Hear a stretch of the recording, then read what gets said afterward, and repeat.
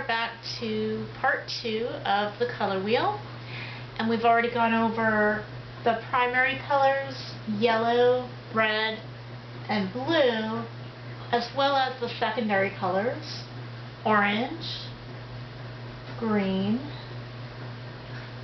and we started on violet. So now we're going to move on to those tertiary colors, and those include blue-green, yellow-green, yellow-orange, red-orange, red-violet, and blue-violet. So we'll see how many of those we can do before the video runs out. So I'm going to start with that blue-green. So what you want to do is you want to add that primary color, which is blue, to that secondary, which is green. So we're going to start out with some blue.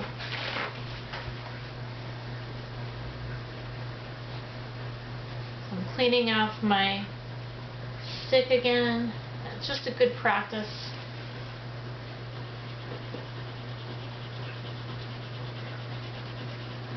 So I'm going to use, again, firm pressure to try to fill in those crevices best I can.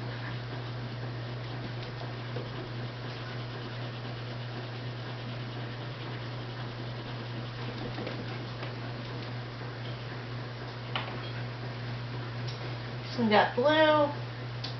So what you could do is you could mix up another green if you want, and then use this. Try and blend it. Again, you want to go back to your color wheel reference and check and see how close you are to your color reference. So it looks like I'm going to need some more green in there to get that blue-green.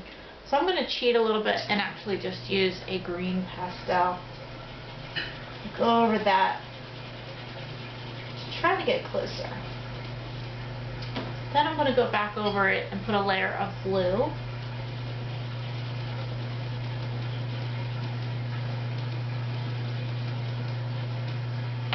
And blend. Give it a look. So now it looks like it got a little bit too dark, so I think I might add a little bit of white to that. And that will create something called a tint. So it might take a while to get the color that you want, but just, you know, be patient and you'll get there.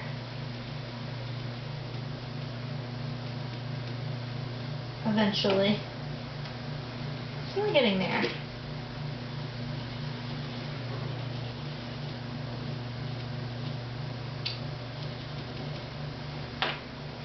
Maybe something like that.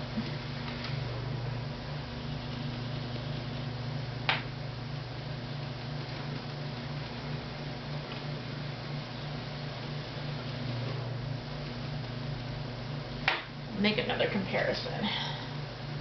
So it's kind of close. Still might be a little too dark.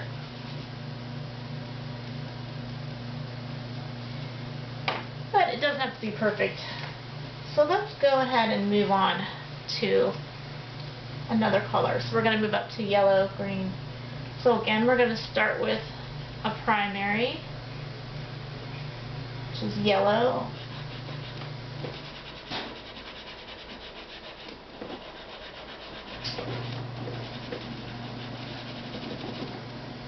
Then you could mix up a green, but to get that lighter green you're going to want to go back in with another layer of yellow. See how that's a lot lighter than the green here. So you want to be sure you definitely see a difference between the yellow-green and the green. And do a little comparison. So that's pretty close. I think I'm happy with that. So I'm just going to make my way over to the yellow-orange.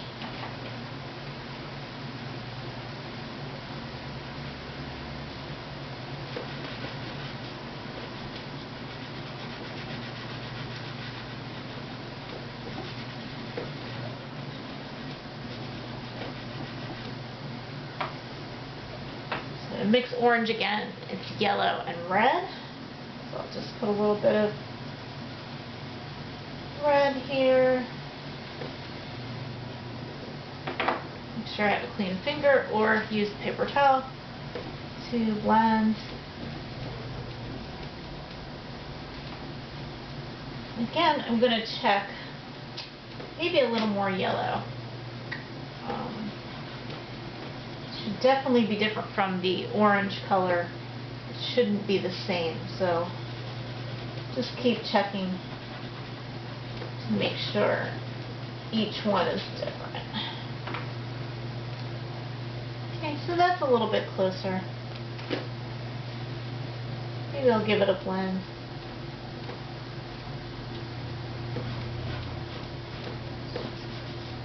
Even that out. Okay, so let's move on to the red-orange. So like the name implies, you want to start with red.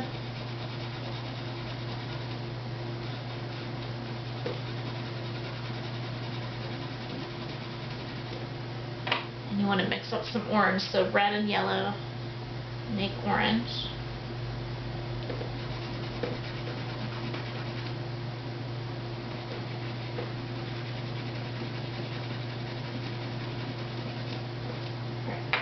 So again, give it a little check in.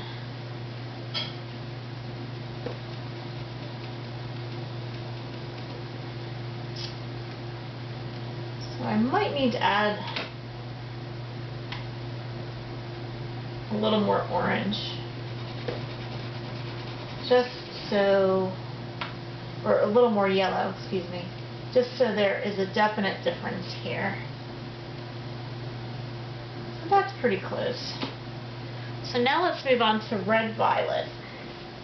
So we're going to start with red again. Red-violet looks like that on the color wheel. It's got more red than violet in that mixture.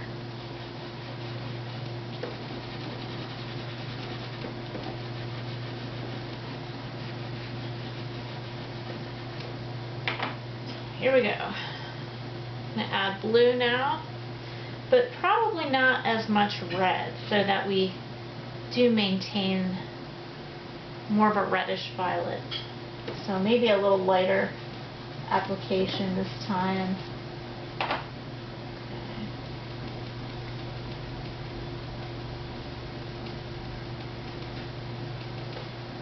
And I'll give it a comparison.